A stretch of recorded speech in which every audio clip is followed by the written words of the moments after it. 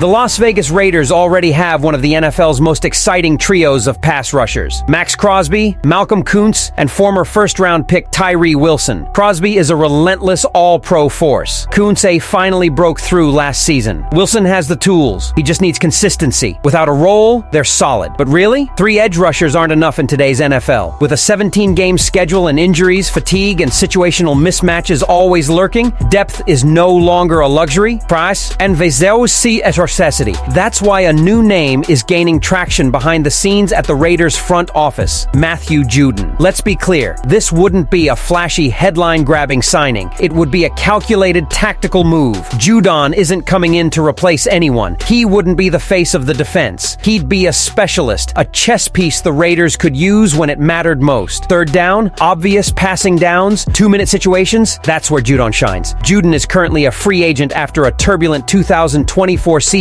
with the Atlanta Falcons. Last offseason, Atlanta traded a third-round pick to sign him after losing Braylon Trice to injury. Expectations were high, but the results? Mixed at best. Judon finished the season with 41 total tackles, 7 tackles for loss, 9 quarterback hits, 5 passes defended, and 5.5 sacks. Decent numbers, sure, but not elite. Not when you remember his dominant 15.5 sack campaign just 2 seasons earlier. Pro Football Focus gave him a career-low pass rush grade of 53.9, far from what fans expected. But here's the key detail that many overlook. Judon didn't fail because he was overused. He struggled because of conditioning and usage. Through the first 10 weeks of the season, Judon had just 1.5 sacks. But when the Falcons changed their defensive scheme, everything changed. Over the past 7 games, he has 4 sacks. Proof that he still has power when used correctly. That's why the Raiders are paying attention. At 33, Judon is no longer a full-time edge destroyer, but he doesn't need to be. Vegas wouldn't ask him to play every down. They'd ask him to do what he does best, chase quarterbacks in crucial moments. And when you're trying to win the AFC West, a division with Patrick Mahomes, Justin Herbert, and now Bo Nix, every bit of pressure counts. This would be a low-risk, high-potential signing, a short-term deal, cap-friendly, no long-term commitment. And the Raiders wouldn't go into this one unsure. They've seen how aging veterans can still dominate in the right roles. Plus, with a team shedding rotation players like Janarius Robinson and Kalavon Shaisan this offseason, there's a very real hole in the edge rotation. Judon could step in immediately and bring leadership, playoff experience, and an offensive edge to the defensive line. And let's not forget, Las Vegas isn't just preparing for 2025. This season has bigger goals. A playoff berth is within reach, but it's going to require reinforcements, veteran leadership, situational switches, locker room presence. Judon checks all of those boxes. If the price is right, and that's a big if, this is the kind of play smart front offices make. The kind of play that helps you win a game or two late in the year when injuries pile up. The kind of play that helps you get off the field on 3rd down and 8 against Mahomes in Week 14 with the playoffs on the line. And who knows, maybe a change of scenery, a clearer role, and a little grit is all Judon needs to get back into shape. After all, this is a guy who once dominated the AFC with Baltimore and New England. If he has one more race left in him, may it be in silver and black. But while the defense may be a full-strength edge rusher, there's another part of the roster that needs immediate attention. And this time, it's the offense. One of the most important players in the game is waiting to be finalized on his contract. One who has protected the quarterback for years and now wants a long-term commitment. As the Raiders prepare for a pivotal 2025 season, ESPN's Aaron Schatz has a strong suggestion. Re-sign offensive tackle Colton Miller now before it's too late. And it makes perfect sense. Miller isn't just another lineman. He's the anchor on the left side, the guy who protects the quarterback's blind side and sets the tone for the run game. And while his pass blocking success rate in 2024 has dipped slightly, 37th in the league at 88.1%, it ranked 25th last season, 89.4%, and helped the Raiders have far more success running left than right. With so much youth on the offensive line, Miller's experience and consistency have become even more valuable. And let's not forget, he decided to participate in voluntary OT as this offseason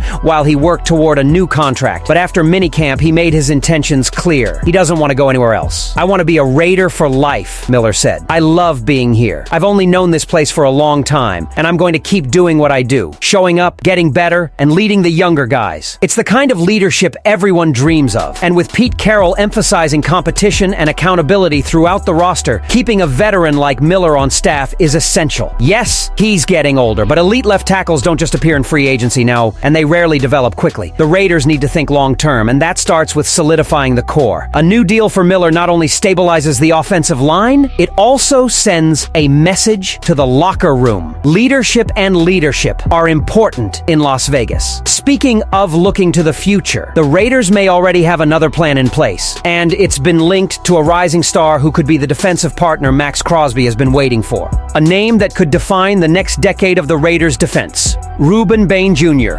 In ESPN's latest 2026 NFL mock draft, the Miami Hurricanes edge rusher is projected to go number 1. 7 overall, straight to the Raiders. And that's not just speculation.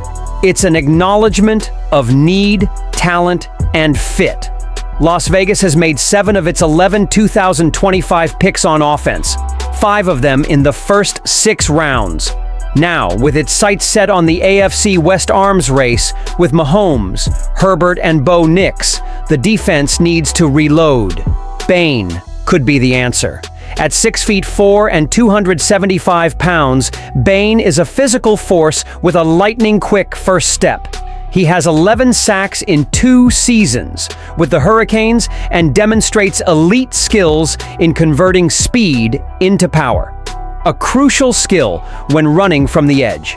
Scouts are navigating his quick hands and his ability to get low and turn corners. And here's the exciting part. Bane is just getting started.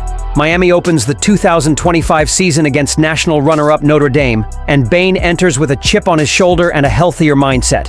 He's embraced a leadership role, grown physically, and is expected to be the glue of one of the best defenses in college football this year. Athlon Sports has Miami projected to make the college football playoffs, and if Bane continues on that trajectory, he could be one of Nick Bosa's most coveted top prospects. Pairing him with Max Crosby would give the Raiders a fearsome duo for years to come. So whether it's Judon in the short term, Miller in the midterm, or Bane in the long term, one thing is clear. The Raiders are quietly building something powerful on both ends of the floor. And if they make the right choices, the rest of the AFC better take note. Raider Nation, if you were GM, would you sign Matthew Judon to bolster the pass rush now? Re-sign Colton Miller immediately to protect the future of the experimental line? Or wait until the 2026 draft to go all in on Ruben Bane Jr.? Leave your like and subscribe to the channel, but I'll be back later to update you with the latest Raiders news.